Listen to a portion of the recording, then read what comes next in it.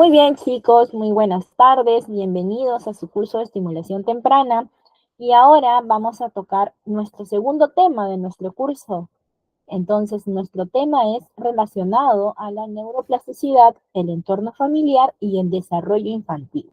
Obviamente, nosotros vamos a ver puntos generales y algunos específicos orientados al curso de estimulación temprana, ¿sí? Y vamos a tener que conocer un poquito sobre la neuroplasticidad y por qué razón es tan importante que nosotros la podamos conocer, podamos comprender y podamos saber eh, en qué se basa este tema y por qué es tan importante la estimulación temprana. Como ya hemos conversado en nuestra primera clase, recordemos que los niños en la primera infancia tienden a generar circuitos neuronales y evidentemente esos circuitos neuronales gestionan o generan conexiones entre ellos, comunicación de neuronas entre ellos. Es por esa razón que el aprendizaje se da de una manera eh, progresiva, pero también va ligado a lo que es consecuente de la estimulación. Es por ello que nosotros tenemos que mencionar que la neuroplasticidad mayormente se refiere a la capacidad del cerebro para poder cambiar y adaptarse a lo largo de la vida. ¿Qué cosa quiere decir esto? Esta es una capacidad que permite al cerebro que puede reorganizar, que puede adaptarse a nuevas experiencias o a nuevas acciones que realice. Y esto va orientado tanto a los aprendizajes también. Entonces, dando esta pequeña introducción, vamos a seguir con nuestro siguiente PDF para que nosotros podamos hablar un poco de lo que menciona la neuroplasticidad. Nos dice que la neuroplasticidad es la capacidad que tiene el cerebro para poder formar conexiones nerviosas a lo largo de toda la vida. Esto en respuesta a la información nueva, a la estimulación sensorial, al desarrollo, a la disfunción o al daño que pueda ocurrir en el cerebro. ¿Qué cosa quiere decir esto? Que el cerebro en sí es la parte más delicada, por así decirlo, de un niño. Es por eso que nosotros tenemos que cuidar mucho la cabecita de un niño. Es muy importante que nosotros también mencionemos que evidentemente la neuroplasticidad te ayuda y gestiona esta conexión entre las células o entre las conexiones neuronales. ¿Y qué cosa quiere decir esto? Que todo esto va a responder a una estimulación o como consecuencia de una estimulación. Es por ello que, en cierta forma, los bebés cuando nacen, ellos nacen casi con toda la totalidad de sus células en su cerebro, pero con pocas interconexiones. Entonces, quiere decir que más o menos hay un aproximado de 6 años en donde el niño desarrolla y comienza a generar las interconexiones faltantes para que pueda gestionarse el aprendizaje, y no solamente el aprendizaje, sino también las habilidades y destrezas que el niño tiene. Es por ello que nosotros tenemos que comprender que es muy importante la formación de estas redes neuronales con toda la información nueva que el niño va adquiriendo. Por eso nosotros mencionamos y decimos que el niño aprende de su entorno, adquiere información de su entorno y esa información se transforma según a lo que el niño vaya a aprender de una guía o a veces propiamente de él mismo. Entonces, tenemos que decir que evidentemente tenemos diferentes tipos de neuroplasticidad. Eso siempre vamos a tener que nosotros considerarlo. Pero también tenemos que nosotros manifestar que en la primera infancia es cuando el niño está en la fase de que su cerebro es como una esponja. Por eso nosotros decimos, ¿no? El niño está en el proceso de la esponjita. ¿Qué cosa quiere decir la esponjita, chicos? Que evidentemente el niño absorbe todo lo que puede ver, todo lo que está en su entorno, todo lo que a él le importa y le interesa también. Entonces, estas conexiones se organizan imitando la conducta, la actitud, los gestos, el tono, las palabras del adulto que lo rodea y de todo lo que percibe a través de sus sentidos. Es por eso que nosotros decimos que el niño tiene que desarrollarse, tiene que crecer en un ambiente saludable, en un ambiente positivo. Si nosotros tenemos a un niño, por ejemplo, que está en un ambiente en el cual hay muchas malas palabras, el niño, por ejemplo, se fastidia quizás con algunas situaciones, pero sin embargo se adapta y se acostumbra. ¿Ese niño está aprendiendo por imitación? ¿Ese niño va a desarrollar su comportamiento por imitación a lo que ve? Sí, chicos, va a desarrollar su comportamiento por la imitación por lo que ve. Entonces, evidentemente, nosotros tenemos que considerar que los niños en la primera infancia comienzan a absorber todo lo de su entorno.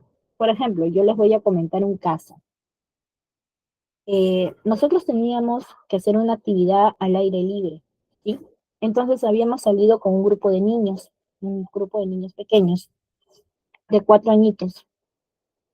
Y varios niños decían a veces, no, Miss, necesito ir a los servicios, bueno, al baño, ¿no? Entonces, evidentemente cuando nosotros hacemos las actividades al aire libre, lo hacíamos en un campito o en digamos, un patio, está fuera del colegio, ¿sí? Ahí nomás, ni siquiera hay pista, solamente está al costadito, por así decirlo. Entonces, llevábamos a los niños a los servicios, ¿ya? De pronto veo a uno que se pone a orinar más allácito en una esquinita.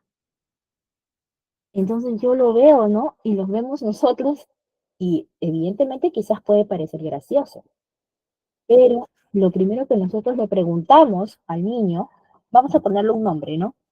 Juancito. Le decimos, Juancito, ¿qué pasó? ¿Por qué no has querido pedir permiso para el baño?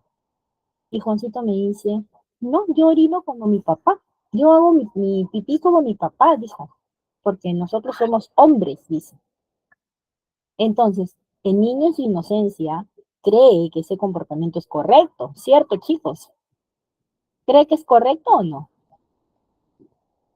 ¿Ustedes qué dicen, chicos? Evidentemente sí, el niño cree que es correcto ese comportamiento. Pero ¿cómo le explicamos a un niño pequeño que evidentemente lo que observó, lo que vio, lo que ve de su entorno no es correcto o no es la forma, por así decirlo? Entonces es ahí cuando nosotros comenzamos a abordar al niño para poderle guiar y orientar que nosotros tenemos servicios higiénicos, tenemos baños y que evidentemente las necesidades fisiológicas las tiene que realizar dentro del baño. Entonces, poco a poco el niño se fue adaptando, hasta que un día llega y nos cuenta, ¿no? Que él le había dicho a su papá que vaya al baño a hacer su pipí, ¿no?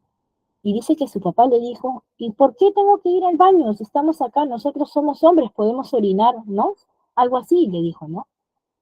Y la mamá, evidentemente, estaba con nosotros en ese momento, ¿no? Y la mamá estaba, pero muy sonrojada, estaba como que un poco avergonzada, ¿no?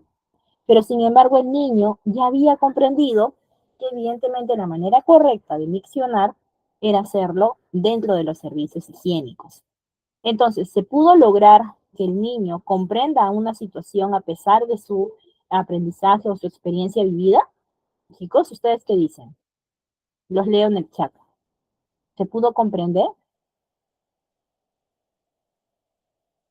Sí, Yurasca, se pudo comprender. Entonces, por esa razón es muy importante que nosotros conozcamos esta pequeña teoría sobre la neuroplasticidad y también, evidentemente, sobre conocer que en esta primera infancia los niños absorben mucho de su entorno, de sus propias vivencias que tiene dentro de su hogar. Por ejemplo, en caso de los niños, quienes aprenden por imitación, se da lugar en su cerebro a redes neuronales que se transforman en pautas sobre cómo actuar. Si se refuerza este aprendizaje por repetición del estímulo, se convertirá en una forma de comportarse habitual del niño. Entonces, es por ello que nosotros tenemos que considerar que en esta primera infancia es muy importante que el niño sea guiado adecuadamente. Es por eso que nosotros tenemos que darnos cuenta que los niños están observando, están mirando, están escuchando todo lo que ven en casa. Un niño puede estar jugando y de seguro la mamá puede estar en el celular o la mamá puede estar haciendo algo o el papá puede estar haciendo otro. Y evidentemente ese niño está observando a sus padres, está observando el comportamiento. Entonces, la neuroplasticidad te explica y te dice que evidentemente El cerebro tiene la capacidad de cambiar y adaptarse a nuevas formas según sus experiencias vividas. Es por esa razón que, en pocas palabras, nosotros tenemos que ayudar que estas nuevas conexiones nerviosas, ¿no? Sean o estén atentas a la respuesta de una información nueva, pero una información nueva que sea positiva, que sea buena para el niño. Y evidentemente va a ser la respuesta de una estimulación apropiada para o para un aprendizaje que sea más completo, ¿sí?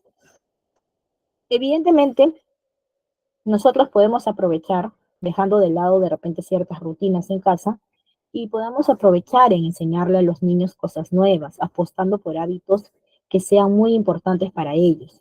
Es por esa razón que nosotros tenemos que reconocer siempre cuál es el patrón negativo y tenemos que cambiar ese patrón negativo para evitar que el niño pueda adaptarse a un aprendizaje que no sea adecuado para su edad, ¿sí? Entonces, nosotros tenemos que considerar lo siguiente, que evidentemente la neuroplasticidad tiene algunos tipos que son orientados, por ejemplo, como a la neuroplasticidad sináptica, que se refiere mucho al fortalecimiento o al debilitamiento, por así decirlo, de las conexiones entre neuronas. Eso suele darse cuando hay mucha debilidad de repente entre esas conexiones y no se genera, por así decirlo, la interconexión entre ellas. También tenemos la neuroplasticidad neuronal, que se refiere más que nada al nacimiento de nuevas neuronas o a la muerte también de neuronas existentes. En cierta manera, nosotros tenemos que considerar que de la neuroplasticidad también vamos a encontrar la neuroplasticidad funcional, que va a ir orientada a los cambios en la forma en la que las áreas del cerebro se comunican entre sí. Entonces, la neuroplasticidad es un tema muy extenso, pero es un tema que va orientado directamente al desarrollo del cerebro del niño y del ser humano, en pocas palabras, ¿no? ¿Y qué factores son importantes dentro de la neuroplasticidad? Mejor dicho, ¿por qué es importante la neuroplasticidad? Tenemos que mencionar que la neuroplasticidad es importante porque permite que el cerebro aprenda y que pueda reconocer o pueda recordar nueva información. También es importante porque va a permitir que el cerebro se recupere después de lesiones cerebrales. Cuando uno aplica la neuroplasticidad, por ejemplo, para poder ayudar al avance de una recuperación cerebral, evidentemente se da esa solución, pero se da de manera progresiva. También tenemos que decir que evidentemente la neuroplasticidad es importante porque permite que el cerebro se adapte a cambios en el entorno y en el cuerpo. Por ejemplo, como el caso que les vi de este niño, ¿no? Que evidentemente el niño estuvo siempre pensando que era muy natural que él como varoncito podría orinar en la calle de manera, ¿no? Habitual y de una forma tranquila y normal. Pero sin embargo, no.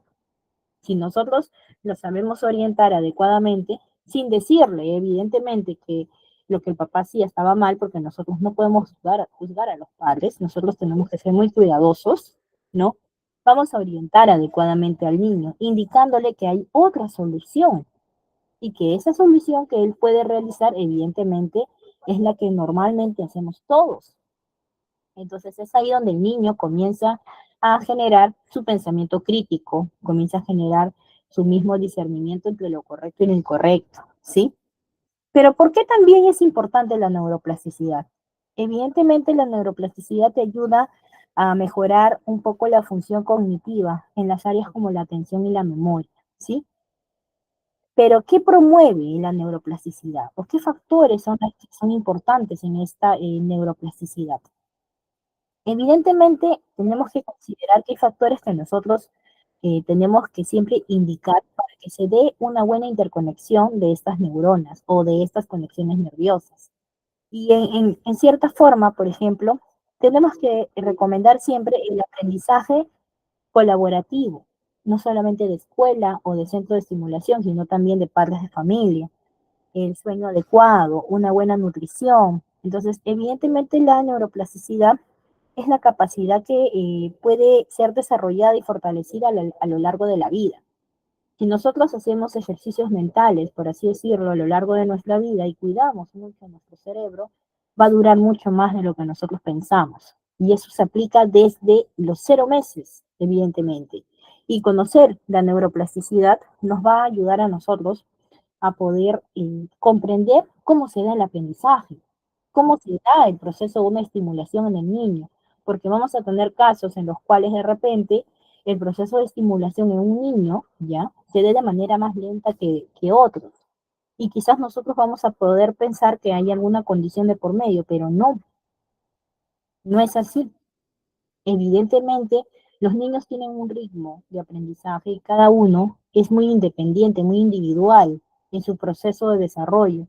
Es por eso que nosotros tenemos que conocer que habitualmente vamos a tener que respetar hasta un punto el proceso de aprendizaje de un niño, el proceso de desarrollo de un niño, pero siempre considerando, obviamente, que hay ciertos, digamos, ciertas pautas, ciertas indicaciones que vamos a tener que tomar como alerta en caso se dé, en caso se vea, ¿no? Así que vamos a seguir, chicos, con nuestro PDF.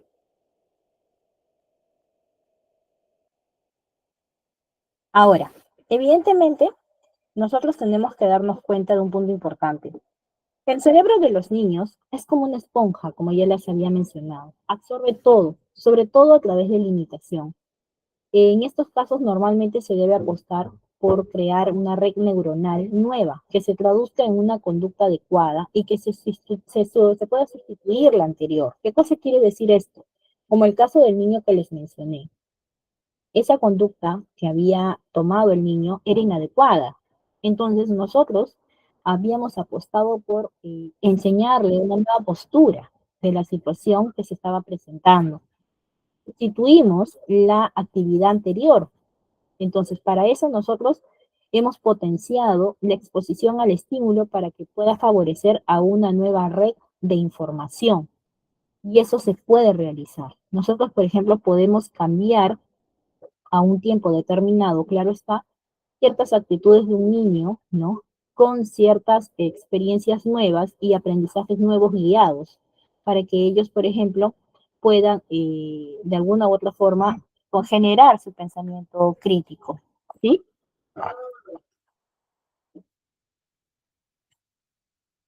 Entonces, no solamente es por eso, mire, acá tenemos un ejemplo. Un niño que tiene el hábito adquirido de pegar cada vez que se enfada, tiene a nivel cerebral una conexión que asocia enfado con violencia.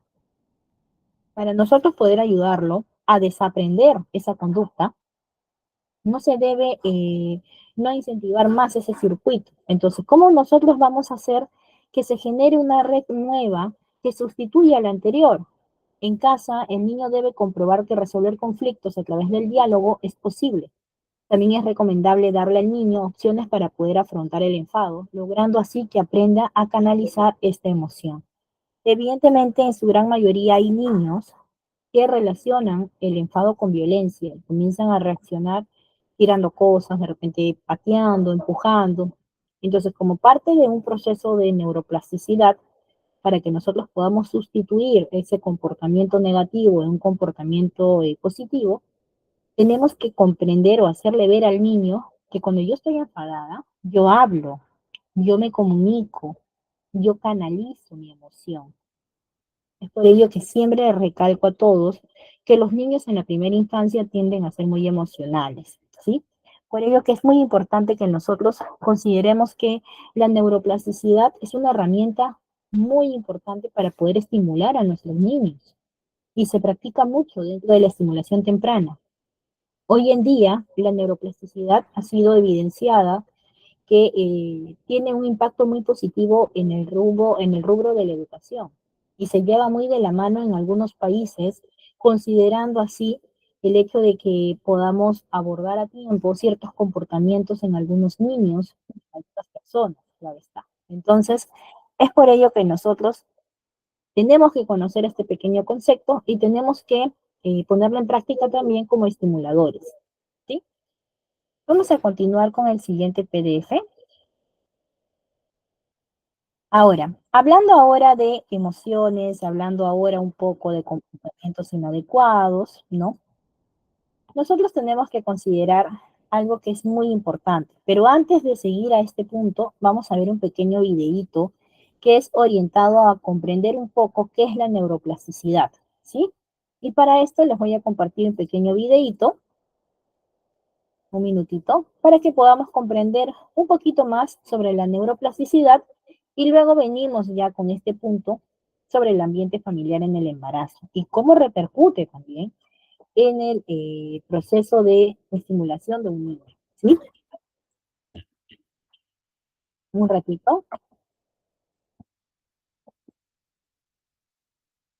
Les voy a compartir el videito para que ustedes puedan ver. Es un videito de 2 minutos, ¿ya? Es algo específico para que nosotros podamos comprender de forma global qué es la neuroplasticidad, ¿sí? Me avisan, por favor, si escuchan, ¿sí? Un minutito.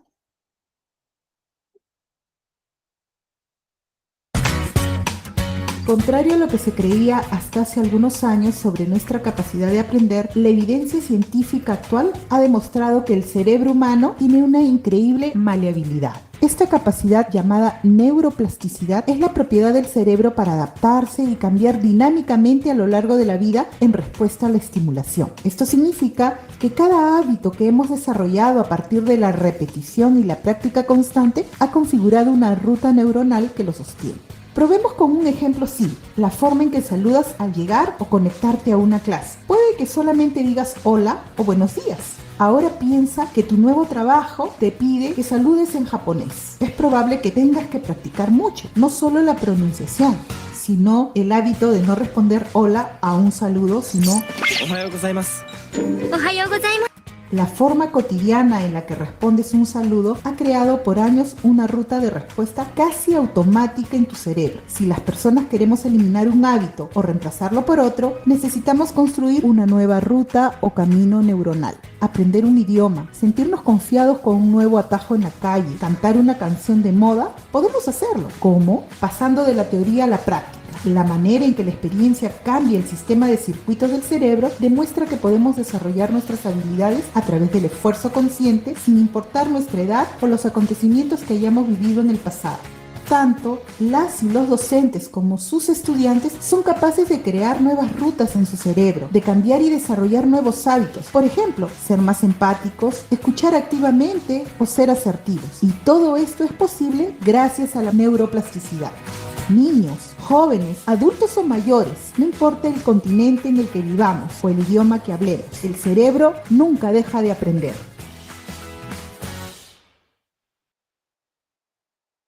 Muy bien, chicos. Entonces, una vez visto el video, hemos Ay, podido comprender que evidentemente la neuroplasticidad es algo nuevo que evidentemente siempre ha existido, pero que ahora se toma de mucha importancia porque se aplica mucho ahora en el proceso de desarrollo de los niños y va orientado mucho a cómo el niño aprende, a cómo el niño se estimula, a cómo el niño acoge todo lo que ve, todo lo que aprende, todo lo que absorbe. Entonces, evidentemente, ¿sí? Eh, la neuroplasticidad se ha vuelto parte de la educación, parte de la estimulación de un niño. Entonces, tenemos que aplicar ciertos puntos que son nuevos y necesarios para una apropiada estimulación en nuestros niños menores, ¿sí? Ahora, dejando ya de lado lo que viene a ser el tema de la neuroplasticidad, vamos a hablar ahora todo lo relacionado al ambiente familiar en el embarazo. ¿Por qué razón es importante considerar un embarazo sano para la formación de neuronas en un niño, para una apropiada estimulación? Evidentemente, nosotros sabemos que el entorno familiar en el embarazo es un punto muy importante para establecer lazos positivos en el desarrollo de un niño. La mamita tiende a absorber todo y es transmitido al bebé. Es por ello que a veces en los primeros meses de embarazo, no, perdón, en los primeros meses cuando el bebé nace, el niño a veces tiende a estar un poco nervioso porque le cuesta adaptarse a un ambiente nuevo en donde ya no se siente seguro porque ya no está dentro de la pancita de la mamá. Entonces, si al niño nosotros le hablamos apropiadamente desde la barriguita, vamos a poder darnos cuenta que el niño comprende, en pocas palabras, esa relación, ese vínculo que hay entre la mamá y el bebé. Y la estimulación Se da también en la época del embarazo, en la etapa del embarazo, se da. Y es conocido propiamente como la estimulación intrauterina. Pero antes de llegar a ese punto, tenemos que considerar que el ambiente familiar en el embarazo es muy importante. Los niños, cuando son formados dentro de un embarazo tranquilo, donde la mamá está tranquila, evidentemente ese bebé nace con su sistema de emociones, por así decirlo, un poco más estables que de los niños que de repente tienen ciertas problemáticas en el proceso de embarazo. Es por eso que se recomienda que es muy importante el apoyo de la familia, porque eso le da seguridad a la formación del niño, le da estabilidad. El niño crece sanamente, crece en un ambiente dentro de la pancita de la mamá en el cual se siente más estable emocionalmente, porque recordemos que las emociones que la mamita puede sentir pasan, pasan al, pasan al bebé. Esa es una conexión única que tiene el niño con la madre. ¿Y por qué nosotros estamos tocando esto? Porque evidentemente está orientado al buen desarrollo neuronal del bebé. Cuando la mamá lleva un embarazo tranquilo, está apropiadamente segura y se siente emocionalmente estable, el niño tiene más posibilidades de poder desarrollar sus neuronas de manera más consecutiva y más estable, por así decirlo. Entonces, pero Miss, ¿cómo yo puedo realizar una estimulación dentro de la pancita de la mamá? No, no sé cómo. Evidentemente nosotros como estimuladores vamos a tener casos en los cuales vamos a tener que realizar sesiones de estimulación a las mamitas, ayudarlas a que se genere ese vínculo, esa comunicación con su bebé que todavía no nace y que recién voy a aprender a conocer, porque la mamita al momento que tiene a su niño o niña en brazos, está conociéndolo recién. Va a empezar a conocer sus llantos, sus defectos, sus virtudes, cómo duerme, cómo le va a gustar dormir. Va a empezar a generar ese vínculo afectivo que es único en la vida. Es por ello que es muy importante que la mamá pueda ir aprendiendo a conocer a su hijo. Es por eso que nosotros vamos a ver un poco de lo que viene a ser la estimulación intrauterina, ¿sí? Vamos a seguir con nuestro siguiente PDF. Antes de seguir con este punto de acá relacionado al tema del desarrollo también de las neuronas y lo propiamente de una buena estimulación dentro de la etapa prenatal, quisiera que por favor me des tu punto de vista en el chat y me digas, ¿es importante el ambiente familiar para un desarrollo oportuno del bebé y para la seguridad de la mamá? A ver, chicos, los voy a leer en el chat. Y quiero que me digas por qué. ¿Por qué es importante un buen ambiente familiar para la mamá y el bebé? Es bueno saber sus puntos de vista, chicos, porque así nosotros podemos eh, enlazar sus propios conocimientos también sobre lo que estamos tratando en el tema de hoy. Y evidentemente sí es muy importante, chicos, porque el entorno eh, es desde ahí donde se genera, exacto, como dice Yubraska, ¿no? La conducta del niño.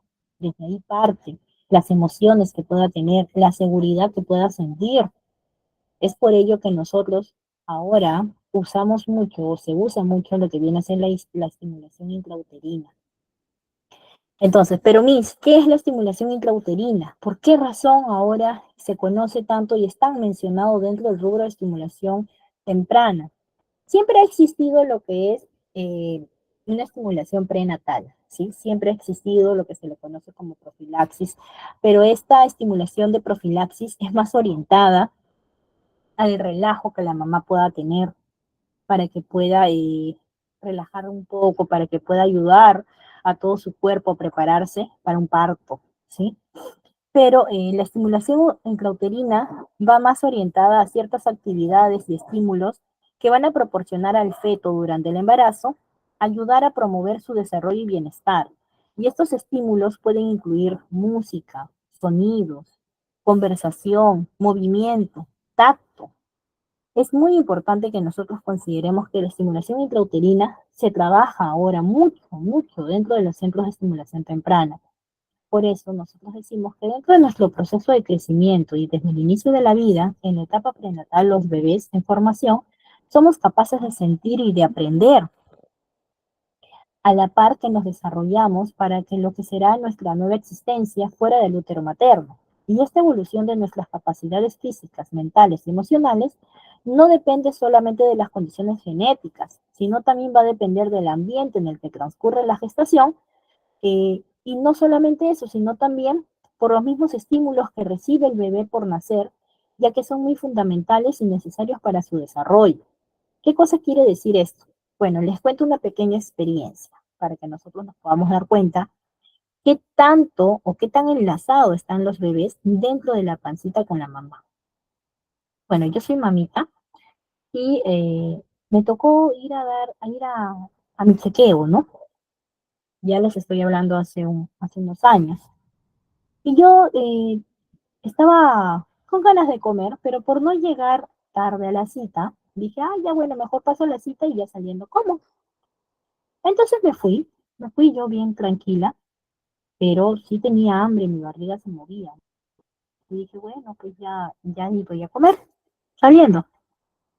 Llegué, me echaron la ecografía y cuando voy a ver, mi hijo estaba abriendo y cerrando su boca como si comiera. Y la doctora me dice, señora, ¿usted tiene hambre? Uy, sí, le dije, pero hace rato, le dije, ya un poco se me pasó. Y ahí pude comprobar una vez más que evidentemente el niño percibe todo lo que la mamá siente, el frío, el hambre, el mal humor, el miedo, todas las emociones y todas las sensaciones lo percibe el bebé dentro del vientre de la madre. Entonces, si nosotros aplicamos una estimulación intrauterina adecuada, ¿vamos a ayudar a nuestro niño a que se desarrolle oportunamente? ¿Ustedes qué dicen, chicos? ¿Vamos a desarrollar? ¿Vamos a ayudar a que se desarrollen todas sus capacidades, habilidades y destrezas? Sí, muy bien, Jonathan Yubrasca, claro que sí, vamos a ayudar. Es por eso que ahora existe a lo que se llama la estimulación intrauterina. Y no solamente es eso, sino que tiene tantos beneficios que quizás de repente no todos conocemos. Y uno de los beneficios importantes es que ayuda o mejora el desarrollo cognitivo y motor, va a fortalecer ese vínculo entre la madre y el bebé, puede reducir también el estrés y la ansiedad de la mamá, puede mejorar el estado de ánimo, la relajación de la mamá, puede preparar también al feto para el nacimiento y para la vida fuera del útero. Nosotros tenemos que considerar que la estimulación intrauterina debe ser realizada de manera suave y respetuosa. Y no solamente eso, sino que también podemos incluir dentro de estos procesos de estímulos, ¿no? La música y sonidos. ¿Qué cosa quiere decir esto, chicos? Que en el proceso nosotros podemos poner música para que se desarrolle el aspecto auditivo del bebé. Por ejemplo, si tú le pones a un bebé que está dentro de la pancita de la mamá música, no sé si ustedes habrán visto estos videos graciosos en donde se ve que el bebé se mueve cada vez con el ritmo de la música dentro de la barriguita de la mamá. Entonces, evidentemente, ¿se está cumpliendo la función del desarrollo auditivo? ¿Sí o no? ¿Se está cumpliendo o no se está cumpliendo, chicos? Se está cumpliendo el desarrollo auditivo.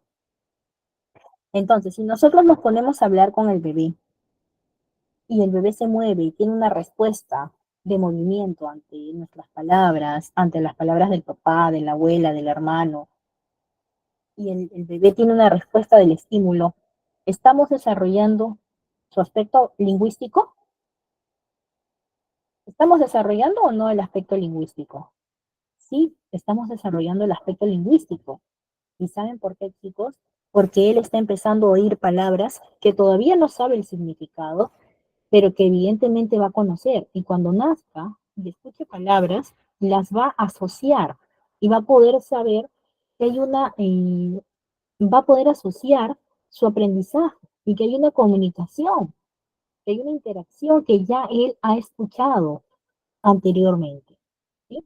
Es por eso que nosotros tenemos que considerar que la estimulación intrauterina y la estimulación temprana en general parte desde la barriguita de la mamá hasta toda la primera infancia.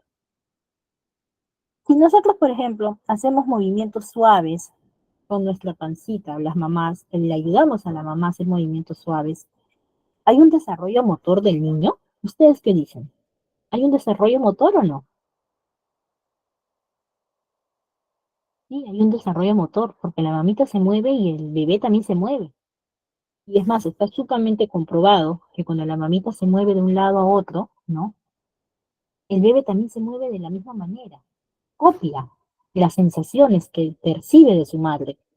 Entonces, esta estimulación intrauterina ayuda también en el desarrollo motor del niño y va a propiciar una seguridad en el niño, porque le va a dar una estabilidad emocional que él necesita para poder sentirse seguro el momento que va a salir de la barriguita de la mamá. También nosotros tenemos que mencionar, evidentemente, que podemos también incluir dentro de esos estímulos lo que nosotros llamamos como los masajes o el tacto. ¿Por qué razón es importante? Porque masajear el abdomen va a poder proporcionar una estimulación táctil al bebé. El bebé va a empezar a empujar también la pancita de la mamá al momento que nosotros tocamos y va a generarse esa sensación que él necesita, ese aprendizaje que va a querer percibir, que va a querer realizar, va a tener ese desarrollo que él necesita para poder proporcionar ese estímulo que va a requerir para el proceso de su primera infancia. Es por ello, chicos, que evidentemente la estimulación ultrauterina tiene beneficios muy específicos, como por ejemplo, ¿no? Va a fortalecer el vínculo entre la mamá y el bebé, y va a reducir el estrés, como ya les había mencionado, entre otros beneficios que son de suma importancia para el desarrollo de un niño, ¿sí? Entonces, como estimuladores, vamos a tener casos de repente en algunas sesiones para que nosotros podamos realizar estimulación intrauterina. Entonces, vamos a tener que prepararnos para ello, pero previamente ustedes dentro de este curso, estimulación temprana, ya van conociendo un poco sobre este proceso de estimulación que es muy importante y que es muy usado últimamente, ¿sí? Así que chicos, a ver, les leo en el chat. Vamos a ir viendo de qué tanta atención están tomando. ¿Consideras necesaria la estimulación intrauterina? ¿Sí o no? ¿Y por qué? Y lo acabamos de hablar, chicos, ¿ah? ¿Consideras necesaria la estimulación intrauterina? ¿Sí o no? ¿Y por qué? A ver, chicos, los leo en el chat. ¿Consideras necesaria la estimulación intrauterina? ¿Sí o no? ¿Y por qué, chicos? ¿Por qué es necesaria? Muy bien, Jonathan dice para el desarrollo del bebé. Muy bien, Jonathan. Vamos a darle tu conito de celebración. A ver, ¿qué más nos dicen, chicos? A ver. Evidentemente sí. A ver, Yubraska me dice que sí es necesario para el desarrollo de diferentes habilidades. Muy bien, Yubraska. Muy bien, Joana. Es necesario para activar los sentidos. Seika me dice que es necesario para el desarrollo y estímulo del bebé. Es necesario para que tenga sensaciones. Muy bien, Los Ángeles Roca. Quiere decir que evidentemente sí podemos realizarla, pero obviamente tiene que tener la supervisión adecuada, tiene que ser siempre recomendable tener siempre una orientación médica y también no podemos forzar a la mamá. Recordemos que el proceso de embarazo es un proceso muy delicado que se tiene que tomar con mucho cuidado. Podemos hacer ciertas actividades, pero siempre teniendo la conciencia y el respeto que se merece. Muy bien, Castro Jimena me dice que es para la formación del bebé. Muy bien, chicos. Entonces, evidentemente estamos comprendiendo un poco lo que estamos tratando el día de hoy, ¿sí? Ahora vamos con el siguiente punto que vamos a tratar, que es orientada al apego. Evidentemente, cuando el niño nace, ¿no? Cuando el niño nace y está fuera de la pancita de la mamá, ¿no? Comienza su propio desarrollo, comienza su propio desarrollo, y evidentemente se da el apego en los primeros años de vida. Hay muchos que quizás dicen, ¿no? No, ya está muy apegado, déjalo que duerma solo. Mira, no te deja hacer nada. A ver, chicos, vamos a mencionar algo importante. La niñez es muy corta y es una sola vez en la vida. Y los papitos tenemos la función, mejor dicho, la responsabilidad de hacerla memorable. Entonces, evidentemente estoy tratando el tema del apego porque cuando ustedes tengan o de repente trabajan en centros de estimulación temprana, se darán cuenta que a veces hay niños que les cuesta, les dificulta quedarse con ustedes y comienzan a hacer, por así decirlo, su pataleta, que ellos quieren estar con la mamá, que no se quieren quedar en la escuela, no se quieren quedar en el centro de estimulación. Pero ¿por qué se da eso, chicos? Porque no ha habido un desapego positivo. Está gestionándose un desapego negativo. Nosotros tenemos que considerar que el apego es muy importante en los primeros años de vida, pero si nosotros queremos desapegar a nuestro bebé, tenemos que hacerlo de manera progresiva y evidentemente de manera sana. A ver, les comento, yo tenía un caso de un niño, que este niño no quería estar sin la mamá, tenía añito y medio. El niño, por su propia edad, tan pequeño, lloraba desesperadamente, lloraba, y la mamá, el peor error que pueden hacer algunas mamitas, lo dejaban y se iba corriendo. Wow, el niño se privaba una eternidad toda la clase. Entonces yo le toleré, me acuerdo una vez, porque lo hizo la señora, se fue sin decir nada, pero al segundo día le dije que no.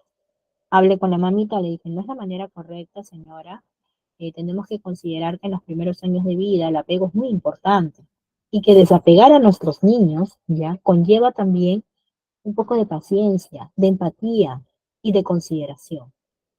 Entonces, para poder llegar a lo que le dije a la señora y cómo trabajamos, primero vamos a decir o vamos a hablar sobre la importancia del apego, ¿sí?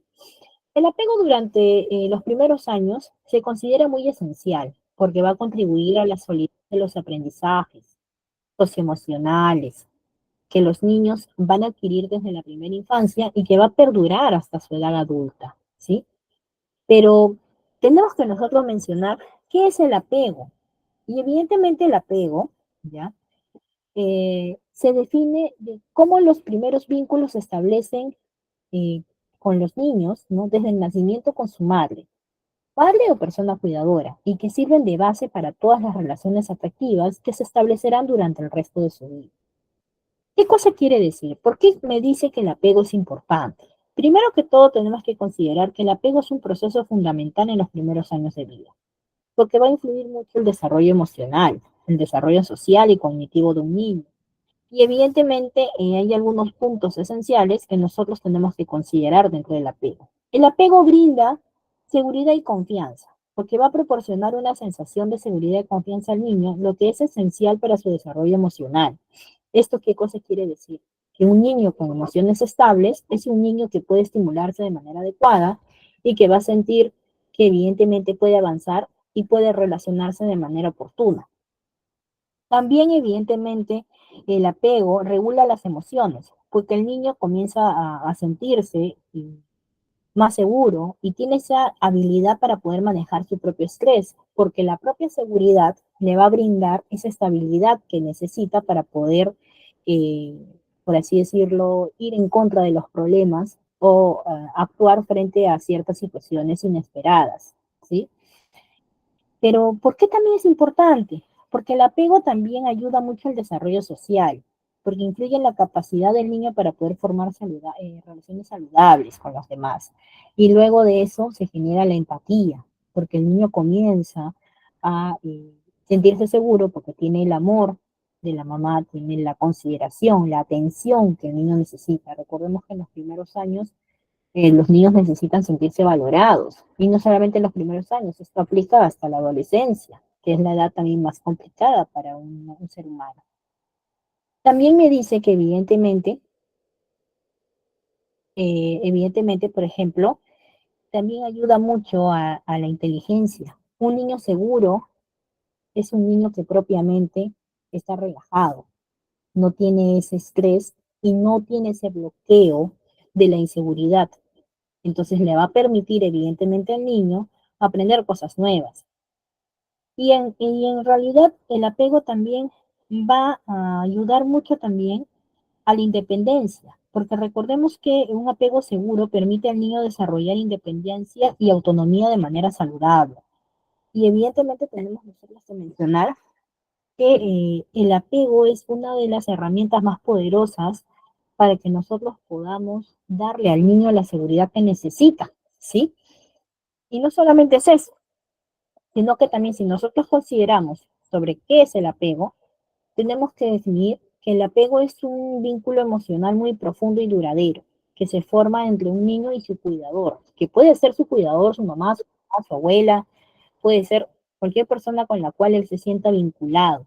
Y este vínculo se desarrolla durante los primeros años de vida y tiene un impacto muy significativo en el desarrollo emocional, social y cognitivo. Entonces, evidentemente tenemos que considerar que el apego se va a caracterizar, uno, por darle seguridad al niño, porque se siente protegido por su cuidador. Dos, porque evidentemente hay una proximidad. El niño busca estar cerca de su cuidador porque todavía siente que necesita sentirse protegido y no se familiariza con su entorno. Cuando el niño se sienta familiarizado con su entorno, pueda ser capaz de poder responder ante ciertas situaciones inesperadas, es cuando ya el niño puede responder de manera oportuna.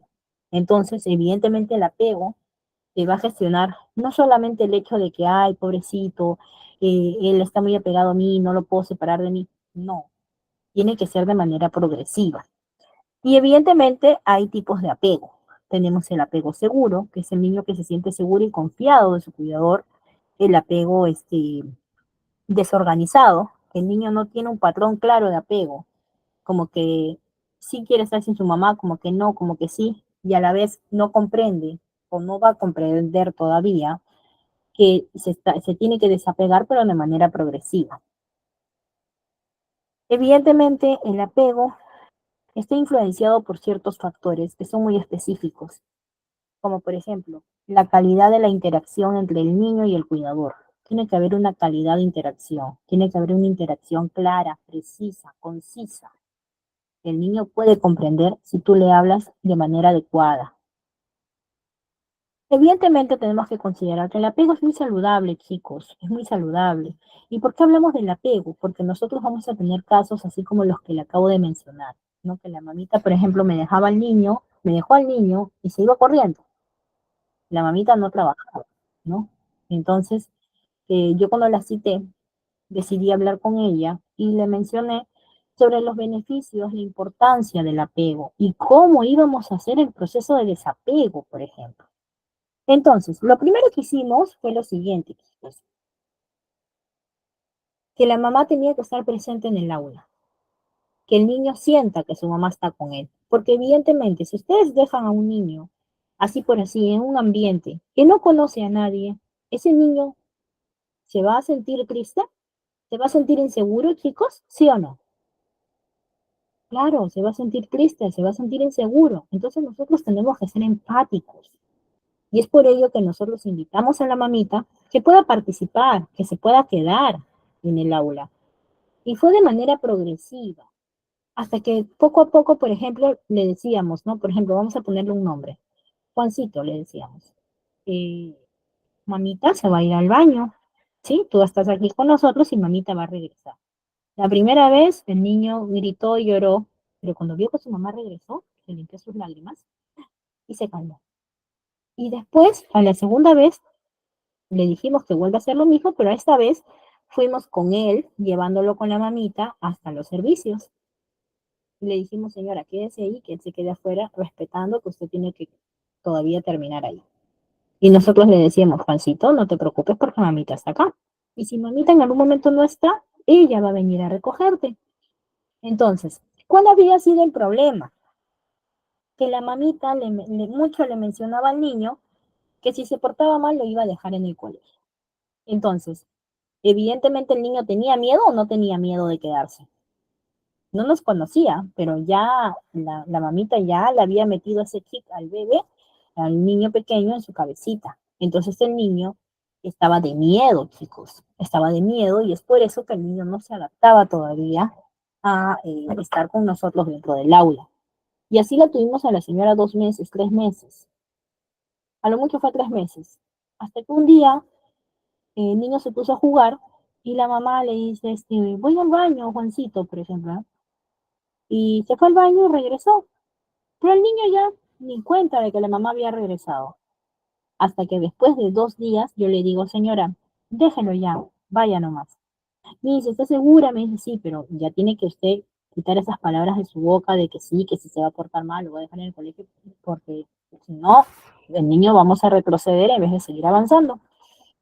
Entonces, evidentemente, en el proceso de estimulación temprana, es un trabajo colaborativo con los padres de familia y también es un aprendizaje que el padre de familia recibe también del estimulador. Es por eso que nosotros le dijimos a la señora que se vaya y me acuerdo que Juancito miró como queriendo preguntar por la mamá, mamá, mamá, mamá, balbuceaba. Y nosotros le dijimos, ¿no? Juancito, mamá ahorita viene, no te preocupes. Ella va a venir a recogerte. Tú sigue jugando, mi amor, sigue jugando. Seguimos jugando, haciendo la actividad, todo. Cuando la mamá vino a la hora de salida, comenzó a correr, correr, correr. Ya tenía creo que 2 años. Y evidentemente el niño se adaptó y ya quería venir todos los días, más bien ya no quería regresar a su casa. Ese era otro problema. Pero bueno, chicos, ese era otro problema adicional. A ver, vamos a leer acá en el chat. Me dice Los Ángeles Roca, mi sobrino tiene 2 años, muy pegada a su mamá, pero cuando su mamá le grita o no le hace caso, recién viene a mí. Claro, lo que pasa es de que ahí hay un proceso en que los niños, cuando están en el periodo de los 2 años, están en los famosos terribles 2 años. Entonces, chicos, ¿ustedes han escuchado el término los terribles 2 años? Los terribles 2 años es como un proceso de cambio para el bebé. Es como decir una adolescencia, pero para niños pequeños, ¿ya? En el cual, por ejemplo, les adolece todo. ¿Qué cosa quiere decir esto?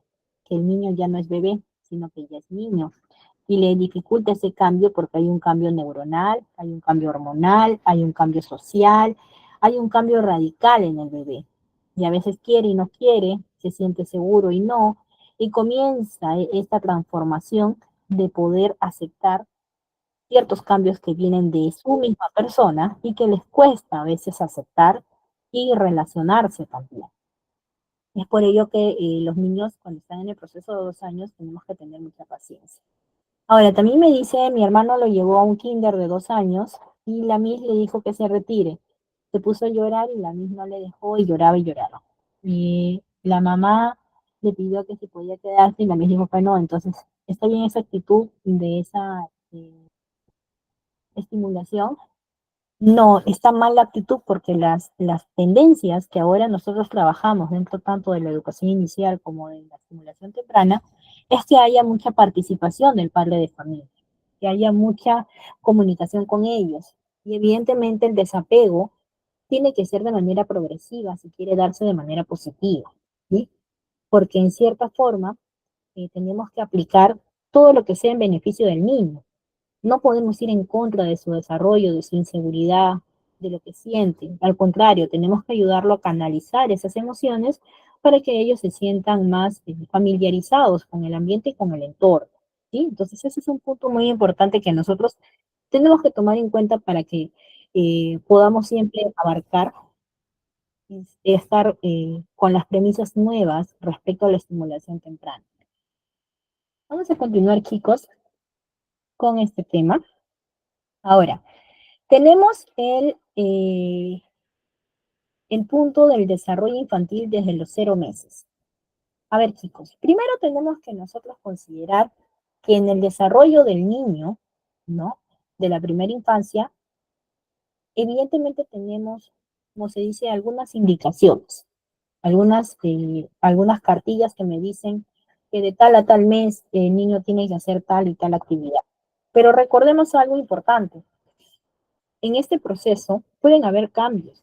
Recordemos que por un lado el niño tiene su propio desarrollo, tiene su propio ritmo.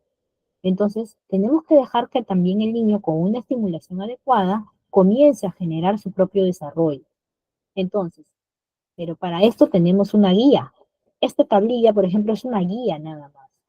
Evidentemente puede ser más o puede ser menos. Pero ¿qué pasa cuando ya se pasa de lo indicado, se pasa de lo que está, de lo que tenemos nosotros, por ejemplo, guiado.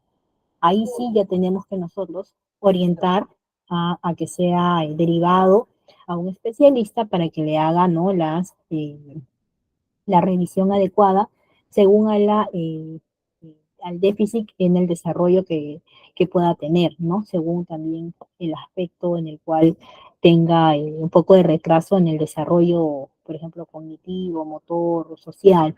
Entonces, evidentemente es ahí donde nosotros tenemos que siempre estar muy al tanto. Evidentemente la cartilla que tenemos es una guía, es una orientación, pero si nosotros vemos que se pasa un mes o 2 meses, bueno, no hay problema, ¿no? Si por ahí se pasó unos cuantos meses y todavía no habló al año, no habló a los 2 años, y no habló a los 2 años, un mes, 2 años, 2 meses, como que todavía estamos ahí, porque evidentemente la estimulación temprana trabaja en función de que se logre estos objetivos en los niños. Pero si no se logra estos objetivos y ya pasó el tiempo, a pesar de todas las actividades que hemos realizado y no hay una mejora, no hay una solución ante la evidente, de repente, condición que pueda estar generando el niño, entonces nosotros, ¿qué tenemos que hacer? Tenemos que detectar, informar y derivar. ¿Sí, chicos? Ahora, vamos a hablar sobre el desarrollo infantil. Recordemos que como parte del desarrollo motor, los niños desde los 0 meses hasta los 6 meses tienen que hacer algún tipo de actividades propias, orientadas por ellos mismos, pero también tienen que ser estimuladas por nosotros. No solamente es eso. Y dentro de este periodo, también tiene que haber el apoyo del padre de familia, de la mamita. Es por eso que se dice que dentro de los 0 a los 6 meses, el niño tiene que levantar su cabeza, ya tiene que prepararse para el gateo. Pero si el niño tiene 1 año y no levanta la cabeza y no gatea, entonces evidentemente estamos hablando de alguna condición que pueda estar sucediendo, pueda estar pasando algún inconveniente. Claro, claro que sí, puede estar pasando un inconveniente. Es por eso que esta tablilla que tenemos aquí compartida es una guía solamente de orientación. Ahora, nos dice que de los 6 a los 12 meses los niños ya gatean, se ponen de pie y dan algunos pasitos. Sí, pero también puede ser al año 1 mes, al año 2 meses. Me dice también que de los 12 meses a los 2 años, o sea, 24 meses, el niño ya aprende a subir escalones, comienza a andar y evidentemente tiene más seguridad para desplazarse. Y de los 2 hasta los 6 años, el niño aprende a montar bicicleta, patineta, a saltar, a trepar, tiene más habilidades porque evidentemente va sintiéndose más seguro. Y esa seguridad solamente le podemos brindar nosotros, los estimuladores y también los padres de familia, porque tenemos que ayudarlo. Y obviamente en primera instancia los padres de familia. En el desarrollo cognitivo, el niño desde los 0 a los 6 meses va a atender a ciertos estímulos visuales y sonoros, va a seguir sus lucecitas, de repente sus muñequitos, va a seguir de repente los sonidos. Entonces va a haber una reacción oportuna positiva. Desde los 6 a los 12 meses tienen su juguete favorito, aumentan su curiosidad, su independencia, pero claro está, puede que también en ese trayecto todavía estén en ese proceso de relacionarse. También muestra más interés por libros y juguetes a partir del año. Sí, es muy importante que el niño tenga, por ejemplo, eh, libros, que tenga juguetes que le propicien una estimulación oportuna. De los 2 a los 4 años, el niño presta interés por el dibujo. Ya comienza a querer pintar, comienza a querer explorar, descubrir, y ahí es donde comienza a desarrollar sus habilidades ya de manera más oportuna. En ese aspecto no hay ningún problema porque todavía está en el proceso, está todavía en el tiempo, pero hay que ayudarlo, hay que estimularlo, ¿no? Sentarlo, por ejemplo, apropiadamente, ayudarlo para que él pueda seguir avanzando. Obviamente no le vamos a forzar, sino que sea por lapsos muy mínimos, muy pequeños. No lo vamos a dejar ahí paralizado, sentado, por ejemplo, 1 hora ahí, no, no. Es cuestión de minutitos. Y luego le vas ayudando a subir y a jalar. Y este tipo de técnicas, por ejemplo, de masajes y ese tipo de cosas, lo vamos a ver en la tercera clase, ¿ya? Ahora, ¿qué más me dice que en el aspecto cognitivo?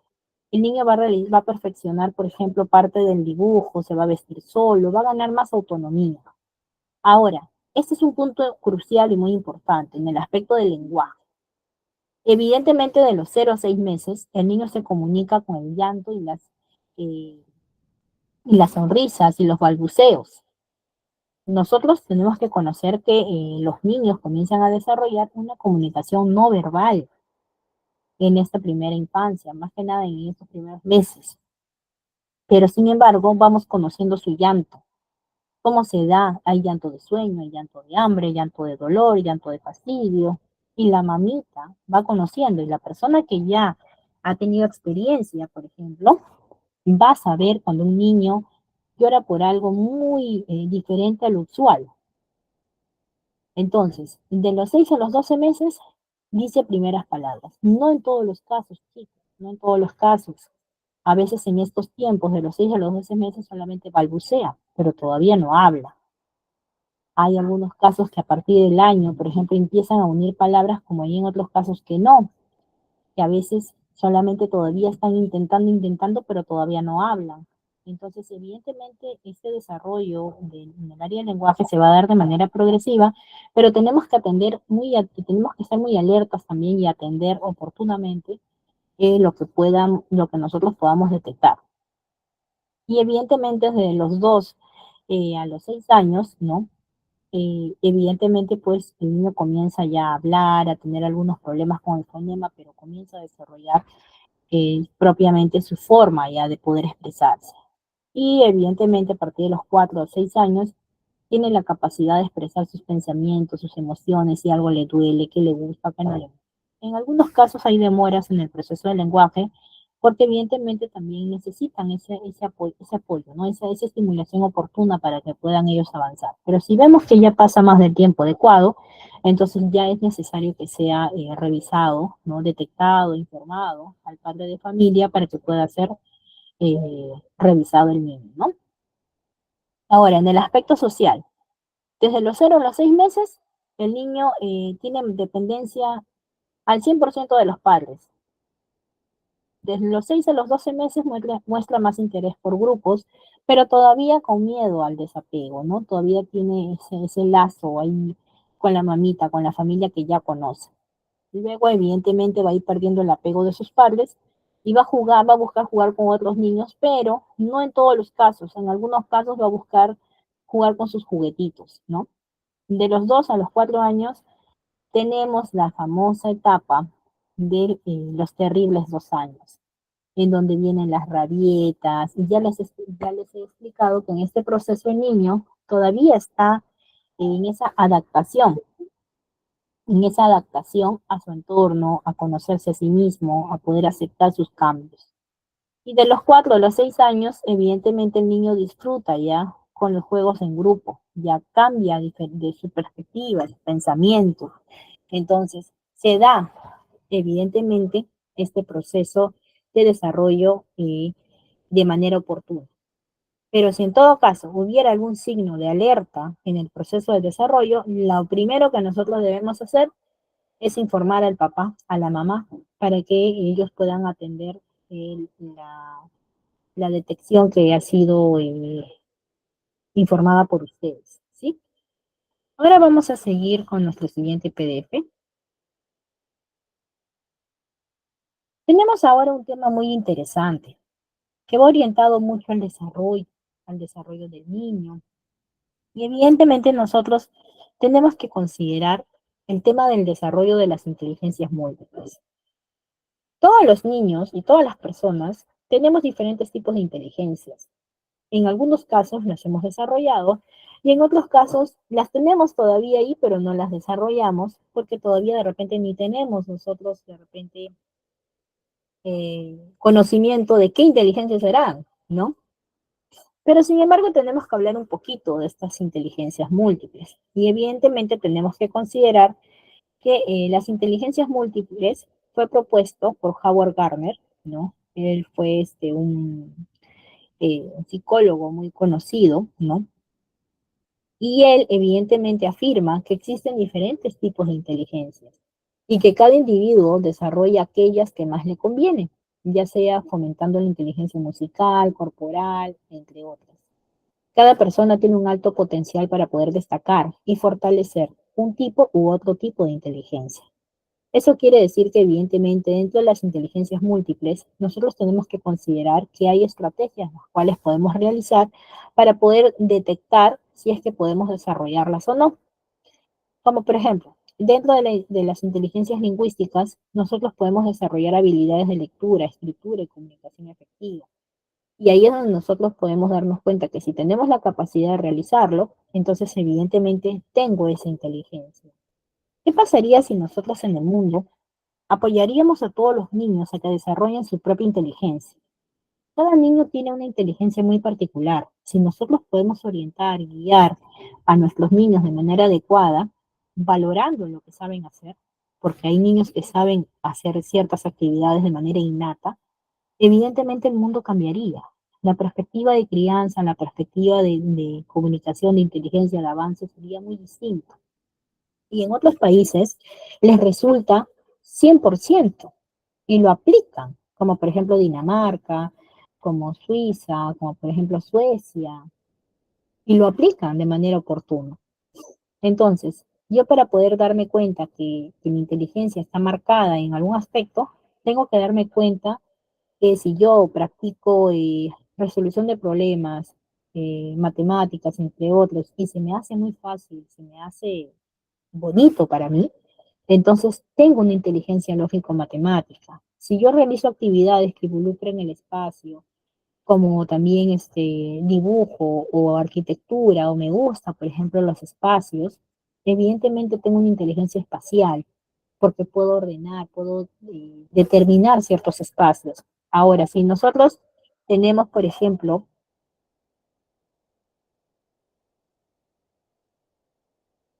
un minutito, chicos.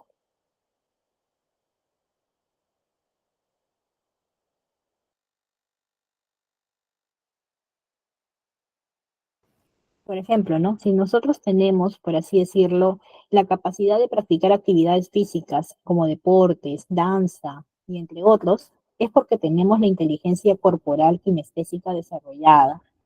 También tenemos que considerar que si nosotros podemos tocar un instrumento, cantar, sin necesidad de que alguien nos haya enseñado o tener esa habilidad de aprenderlo muy rápido, es porque tengo la inteligencia musical desarrollada. Y así vamos a ir nosotros dándonos cuenta la importancia de estas inteligencias múltiples. Y tenemos que considerar que una de las inteligencias más importantes que se mencionan aquí es la inteligencia emocional, que es la que se refiere a la capacidad de reconocer y comprender las emociones propias y ajenas, y utilizar esta conciencia para poder guiar el pensamiento y la conducta. ¿Qué cosa quiere decir esto? ¿Qué beneficios tengo yo de la inteligencia emocional? Que mejora las relaciones personales y profesionales, incrementa la toma de decisiones efectivas, reduce el estrés y la ansiedad, y va a mejorar la comunicación y la resolución de conflictos. Evidentemente, la inteligencia emocional es una de las inteligencias más marcantes, porque como se dice, el ser humano que puede canalizar sus emociones y puede comprender sus emociones, va a poder comprender el de los demás, porque va a conocerse a sí mismo. Y el que se ama y se conoce a sí mismo, va a poder conocer y amar a los demás. Y chicos, así que vamos a realizar un pequeño test relacionado a la neuroplasticidad para que puedan complementar su aprendizaje relacionado al tema que hemos brindado el día de hoy, ¿sí? Y vamos a tocar solamente un punto para este test, que es el de la neuroplasticidad, y es un tema muy específico que sí debemos de tratar de resolver. Así que les voy a compartir el enlace por el chat para que ustedes puedan desarrollar esta complementación de test de aprendizaje, ¿sí? Así que voy a esperar que se unan para poder darle inicio a este pequeño test y luego ya nos vamos con el punto final.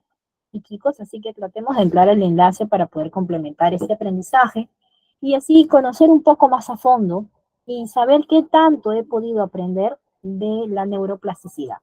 A ver, chicos, los espero. Muy bien, chicos. Vamos a esperar unos minutitos. Les voy a dar 2 minutitos para que se unan.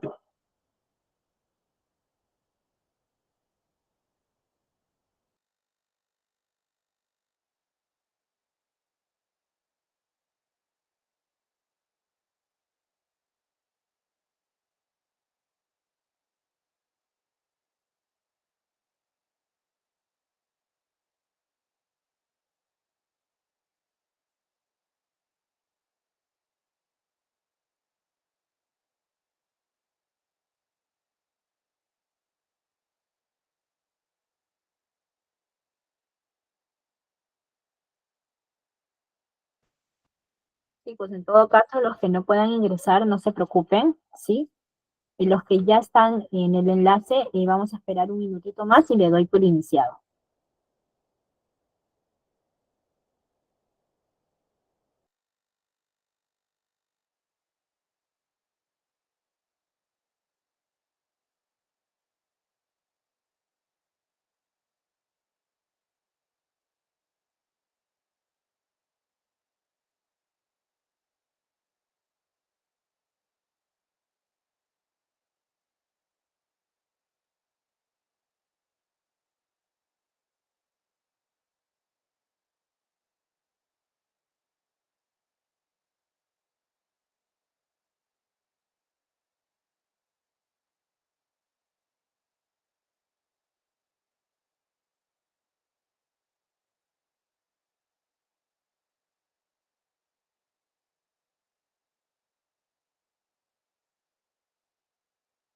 A ver, chicos, ahora sí voy a dar por inicio el test. Muy bien, chicos, pueden ir respondiendo. Les voy a dar unos 5 minutitos para que puedan responder este pequeño test de complementación de aprendizaje, ¿sí?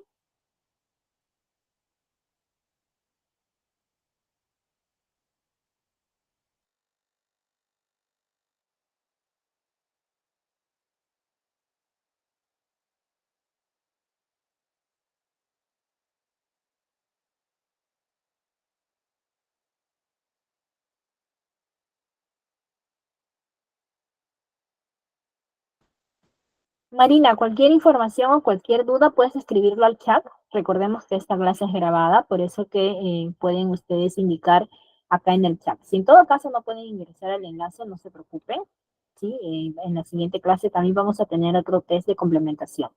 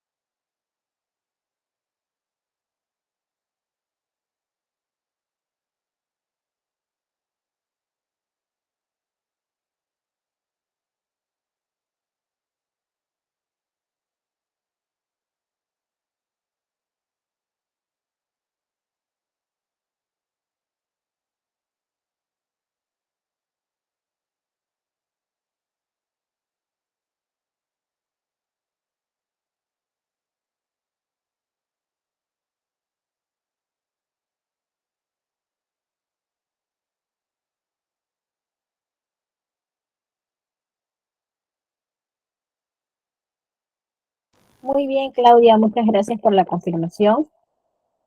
Pues, a ver, vayamos avanzando. Recordemos que cada clase tenemos la oportunidad de poder complementar el aprendizaje que ya venimos llevando, ¿sí?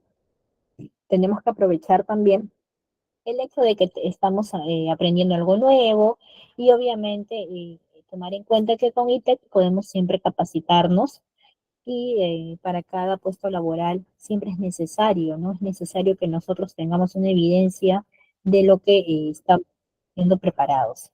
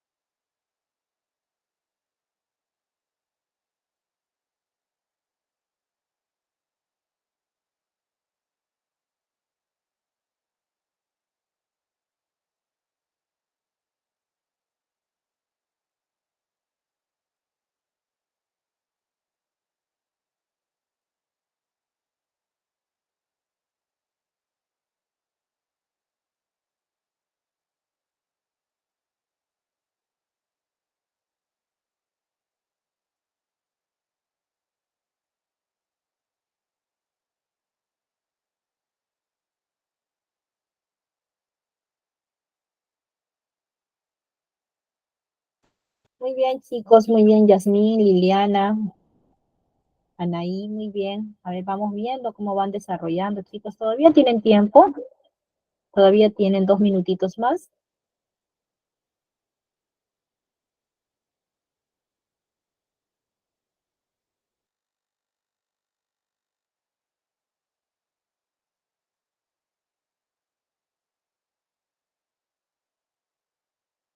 Muy bien, Angeli.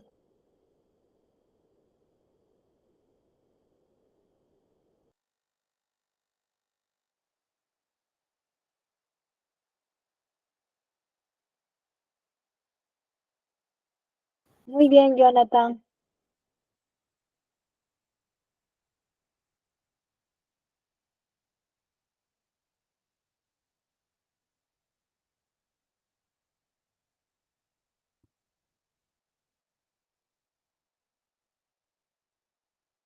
Muy bien, Yubraska. Muy bien, Fiorella.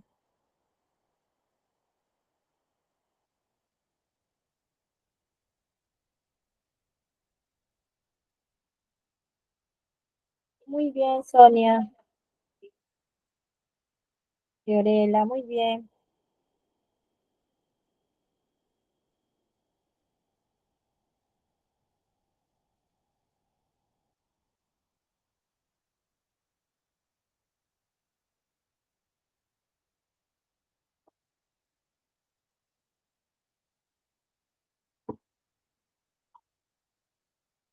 Muy bien, chicos. Queda un minutito más y doy por culminado el test de complementación de aprendizaje, ¿sí?